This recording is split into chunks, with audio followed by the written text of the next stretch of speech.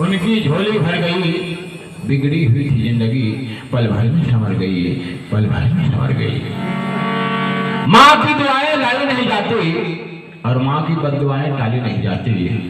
बर्तन मांग कर भी पहुंच लेती है हमारे जैसे 4 बच्चों को, और हमारे जैसे 4 बच्चों से भी माँ बाप कभी पाली नहीं जाती, पाली नहीं जाती, पाली नहीं जाती।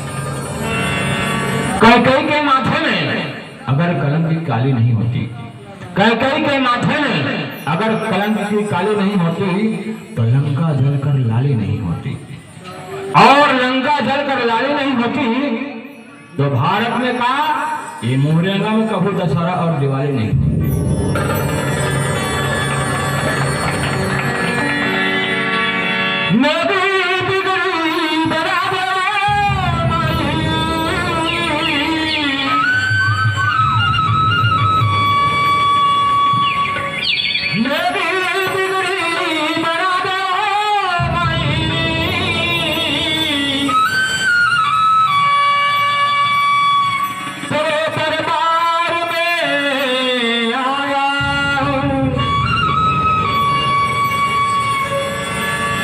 कुछ नहीं दे सकता मगर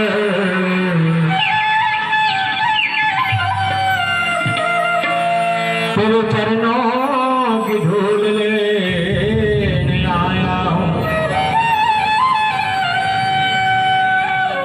कागज पर लिखा जब भी मैंने माँ का नाम, कागज पर लिखा जब भी मैंने माँ का नाम, तो कलम अदब से तय होता बस बेटा हो गया चारों धाम, हो गया चारों धाम, हो गया चारों धाम।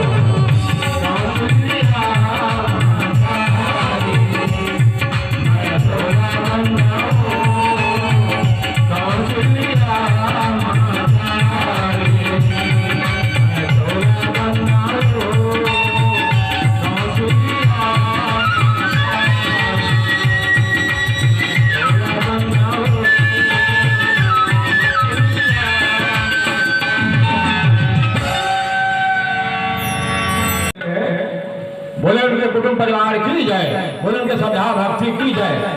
कुमारी माधुरी, हिमांशु, दादा द्वारका और द्वारका प्रसाद वर्मा की तरफ से 20 रुपए सब रेलवे प्रदान मिले हैं। बोल श्री रामचंद्र की जय। फूल से खुशबू को चुरा नहीं सकते, सूर्य के प्रकाश कोई छुपा नहीं सकते, और सब जानता क्या चले भैया, घोड़भट्टी वाला मानस मंडली कभी भुला नहीं सकते, भुला नहीं सकते, भुला नहीं सकते। बोल श्री रामचंद्र की जय।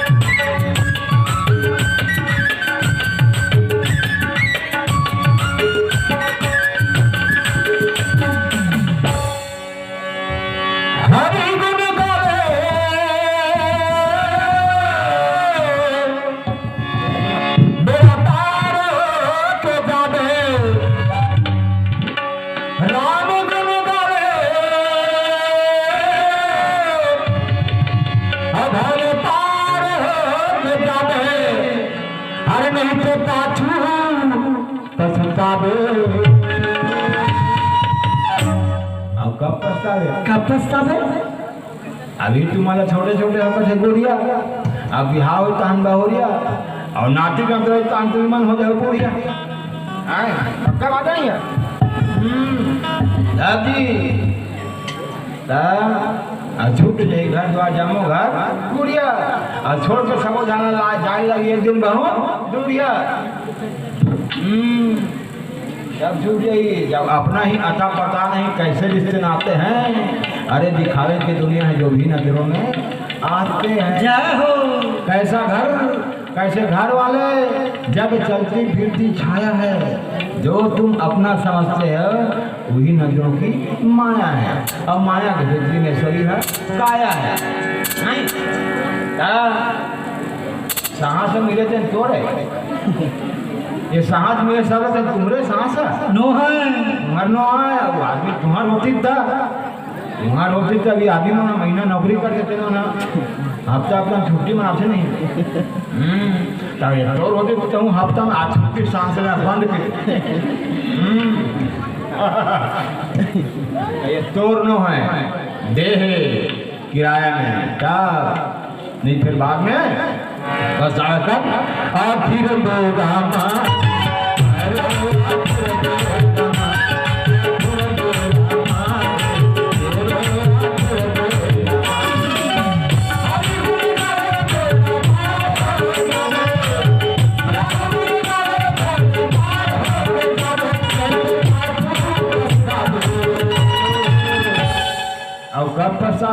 पछतावे?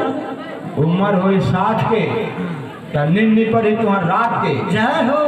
अब उम्र हुई 70, अब नाते मना ही थे ना भोजन पानी परोसी आता कच्चर। जय हो। अब उम्र हो गई 80, अब नाते मन कही डोकरी थी, दही दू जल्दी पी, तोर नाम में कभी कन्या भी नहीं, मोर नाम में करनी कही तब। जय हो।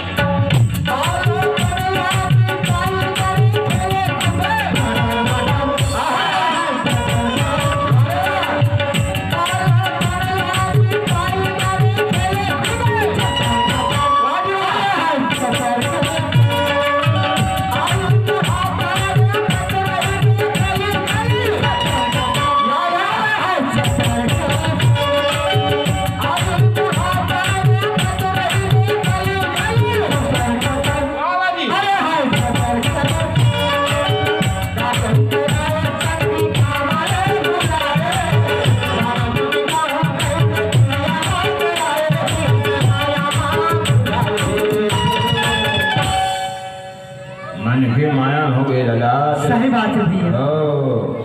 अब पछतावे अभी मोला भारी सुख मिलत है, सुख मिलत है। बेटा के बिहाव हुई, बहू आ रही, मोल दी घर में गरम रोटी मिली तो रोटी नहीं गरम बताई खावे सोटी। हाँ बहू एकदम नाराज, घर में गरम मोरो बनाही पोहा, कहाँ पोहा झगड़ा माझी तान फेंक तो माझी तो पोहा जय हो। ओकर से समाज ले तुलसीदास के दोहा अब समाज नहीं, फिर बाद में पछतावा है। अभी सुख का होता कोई धर, अरे जो सुख पाता रहा सदा जग में, आखिर में दुख पाना पड़ा। सुख पाता रहा सदा जग में, आखिर में दुख पाना पड़ा। अब पछताए नहीं जो कभी, फिर अंत समय पछताना पड़ा। और ऐसा फूल नहीं खिला जग में जो खिल के न कभी मुरझाना पड़ा। अब ये विधि के विधान अटल है, जिसे आना पड़ा उसे जाना पड़ा, नहीं फिर पछताएगा। आखिर बेरा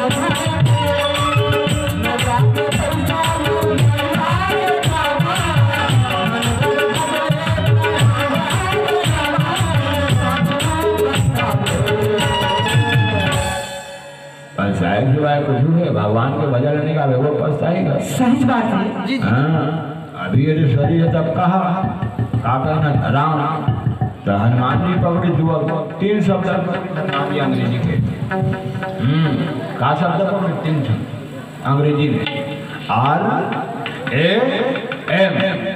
ठीक। आर के मतलब होते राइट, ए से एक्शन, अब ए यानी मनुष्य, ठीक है।